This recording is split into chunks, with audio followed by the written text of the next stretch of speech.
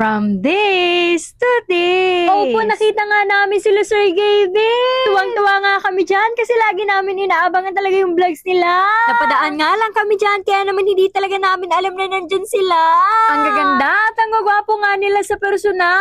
Kung ano nga sila sa napapanood natin, ay ganun din sila sa stage. Sayang nga talaga kasi napadaan lang talaga kami dyan kasi may pupuntahan kami. At ito na nga yung mga araw na uuwi na kami sa Bicol namin. At yan nga ay nag-aantay na kami dahil alas 7 gabi yung biyahe namin. Raymond Bus nga lang yung sinasakyan namin kasi yan lang yung alam namin. Tapos affordable. Buti na nga lang ay may biyahe pa na patinamba. Kaya naman diretso na ako dyan. Pababa sa bahay namin. Medyo fresh pa nga ako dyan, pero pagdating sa amin, hulas-hulas na yan. Paano ba naman mahaba-haba talaga dyan yung biyahe? 11 hanggang 12 oras nga, kaya naman for sure, sasakit yung puwet mo, hindi lang patili ko.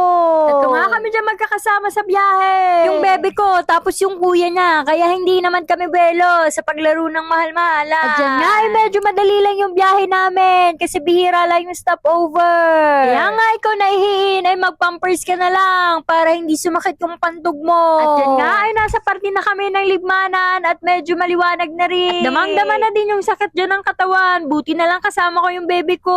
At yan nga yung umuwi ng fresh, darating ng Hagar. Touchdown at nasa Naga na kami. Pero sa mga oras na yan, feel na feel ko na yung lipis ng puwetan ko at sakit sa likod. Pero sa totoo lang, grabe na yung excitement na nararamdaman ko dyan. Pero pinapractice ko na yung Bicol ko dyan kasi magkakaralawi na naman ako. Yan na nga ni, nasa lupang sinilangan na ako sa Calabanga. Pero biyahe pa ako dyan kasi di pa naman ako dyan bababa.